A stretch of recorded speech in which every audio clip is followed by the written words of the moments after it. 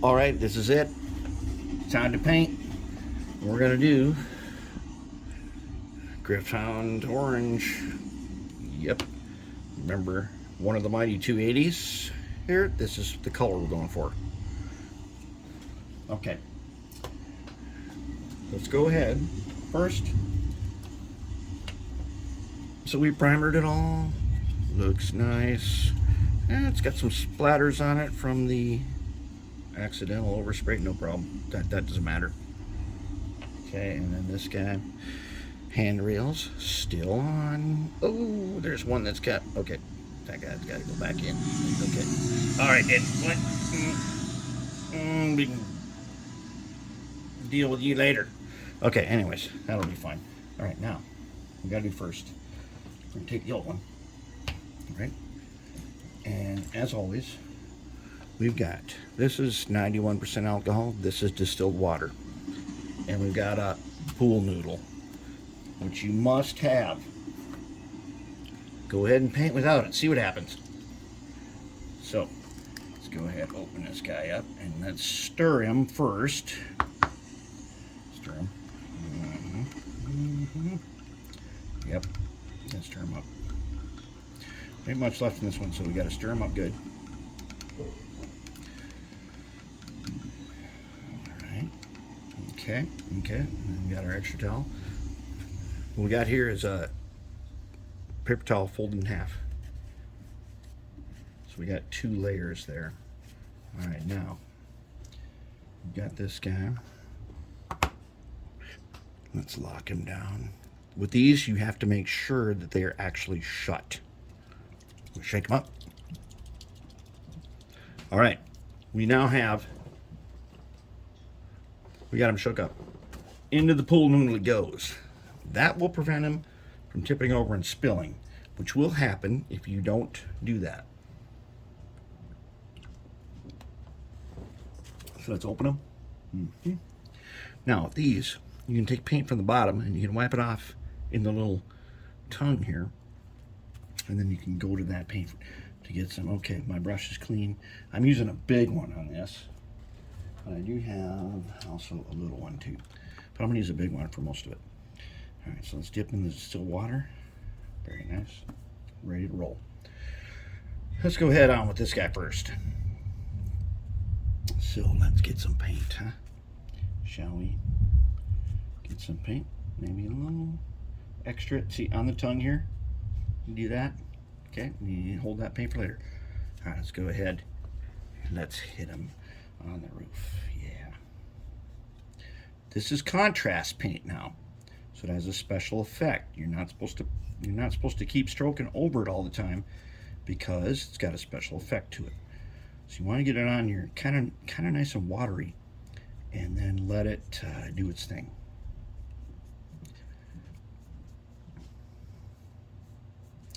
Whoops, we better open this guy again. Okay.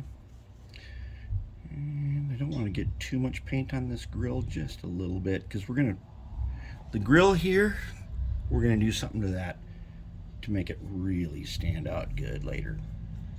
Okay, so now we've got, yes, really nice. This is going to be incredible.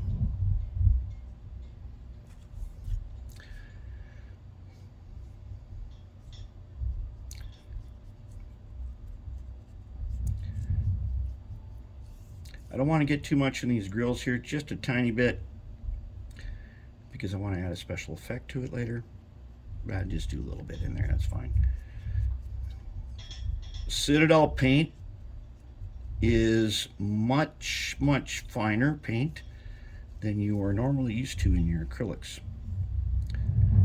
This paint is very fine pigment. So we're going to probably do a couple coats on this, and we're going to pick up all the excess. We're not going to let it sit in the grill here. I'll probably get just one coat on here and leave it. All right.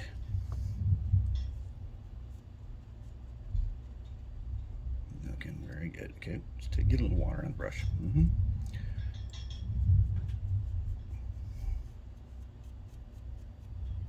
Let's get it all flowing down. Ooh, that's looking nice. Okay. Let's hit the end here.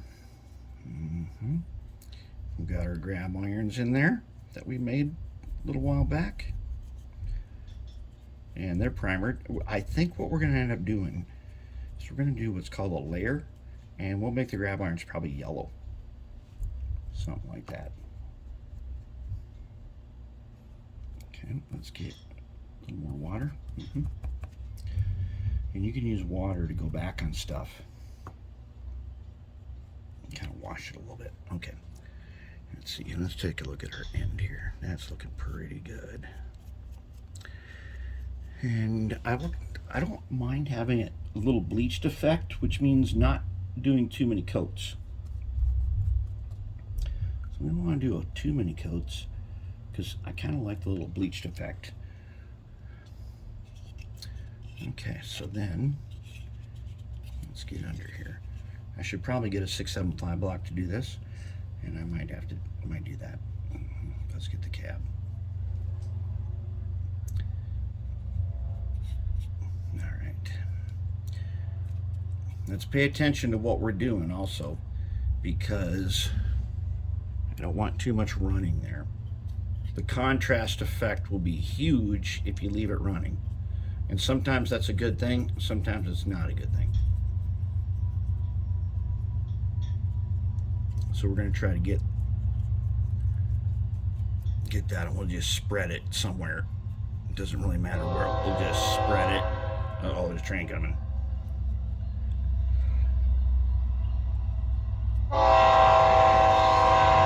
I don't see him, but he's coming somewhere.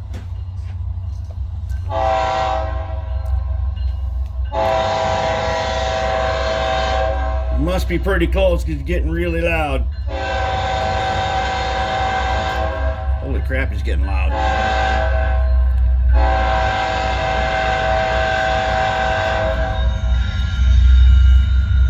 Yeah, he's loud.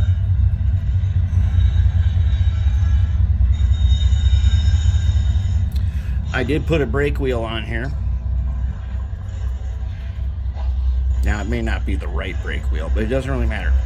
It's a detail part, and this is not a contest model. It doesn't have to be perfect. It's got to be complete. Remember? Perfection is the enemy of being complete. We want to be complete on this one. It does not have to be perfect. It's got to be done. This is going to be an operational locomotive. It's not going to win any awards for being great or prototype or nothing. It's going to be something that people want to run. We want to make this thing so that people say, hey, I want to run that one.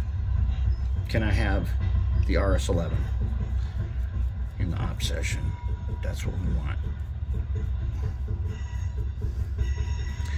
That's what we're going for. Ooh, this is turning out nice. Okay. Now let's get around this cab here some more.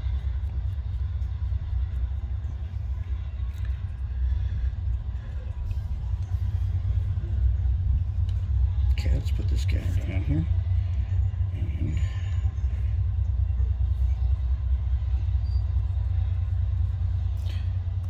okay.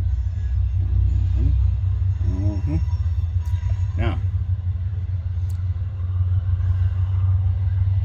that's a lot of paint on that brush right there. That means what we put on here right now, we need to spread it around before it starts to set up. So we got to keep going back to where we put this paint. We got to get them quick.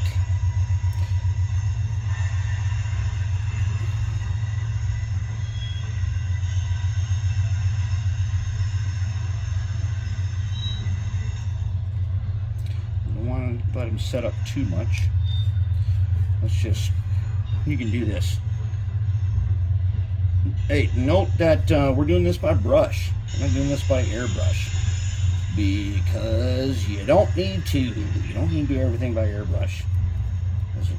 As nice as it is, you can airbrushing contrast paint is like wasting it. Contrast paint is meant to go on by brush. So for those of you who don't have a sophisticated airbrush setup, I strongly recommend you look into doing Citadel Contrast paint.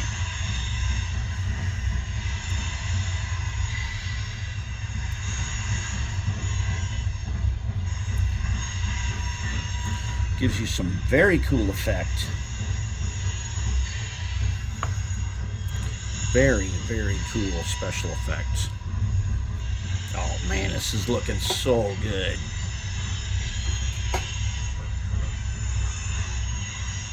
It's looking really, really good. Okay. I think we went around this guy. Let's let him set up for a while. Let's go on to the other one. And then we'll come back to him and check him out. Alright, now. So here we go on the underframe. Let's just check out. So I did the brown, bottom is in brown Rust-Oleum camouflage. Now let's go ahead and let's get these stairs. Yeah. So let's just get all the stairs since they take the most paint right off the bat. And we're just doing one color on this whole thing. So, but we're gonna do probably do some layer effects. I think normally when the handrails are white on the end, I think we're gonna do yellow.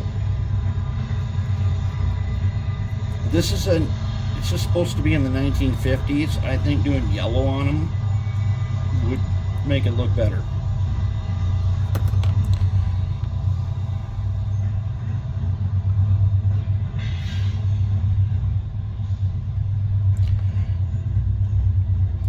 And that effect of doing yellow highlighting, that is called layering. So we're gonna do some layering. And we don't want the walkway to be too dark. Let's leave it a little bleached because we can add special effect to the walkway.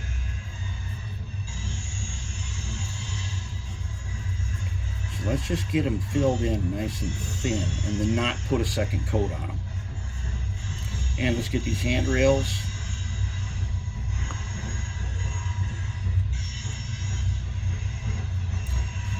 I think one of our handrails came out, but that's no problem because they're just friction fit. So we'll reform them, rebent, you know, parts that need to get bent, and parts that need to be put back in, not a problem. Because these handrails are friction fit. And they're wired. They can take a beating and we can handle it. And I like doing this with the handrails on here because it helps you get the handrails actually painted really nicely and easily. Now, if you are painting handrails a different color, this is also really easy because you can go back and you can do what we call layering. That's where you would paint the handrails separate.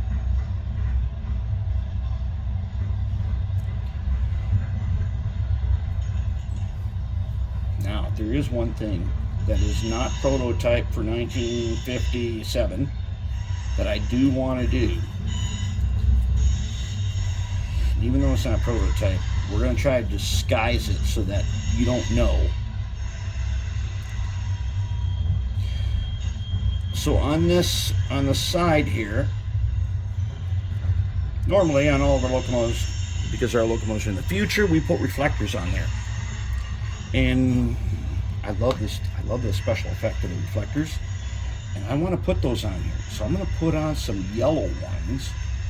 And I think you'll just think that it was just a yellow stripe put on there. That's what we're going for.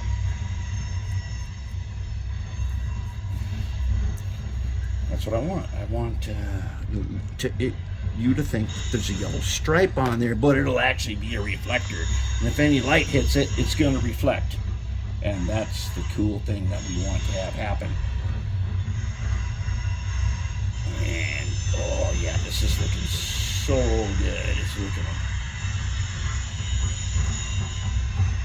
Handrails getting a little beat up, no problem. They're wire, we can handle it.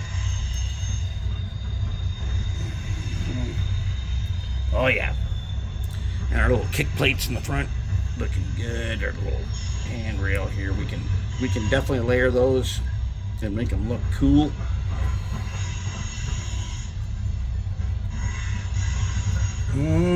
This is looking good.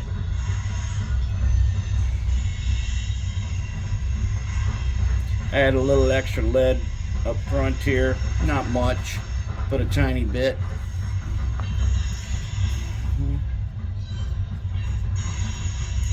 Make sure the back sides are all good. Yeah. Oh yeah. Oh, looking nice. Nice. There. Okay, let's go around and smooth out what we need to smooth out. Notice I didn't really use any special super technique on this. The trick is just to get it on here nice and smooth, but don't keep brushing it, because this stuff sets up super fast.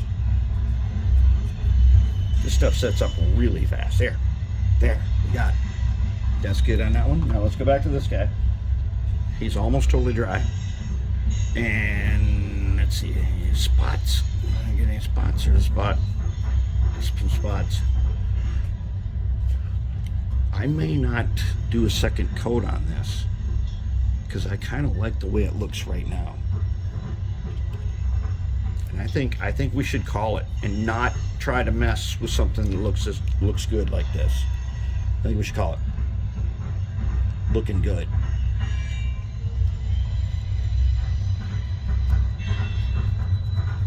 All right, I'm gonna put them at the drying station. Takes like 5 minutes to dry. We're gonna call it. I think we've done what we need to do. Let's clean our brush here. A little water, a little alcohol, and then I use some I can't remember what it's called. It's kind of like saddle soap you put on your brush, and that keeps them clean and nice like this. I like the way this has turned out. I think it's good, and we're going to call this as this is going to be fantastic. That's it. We did it.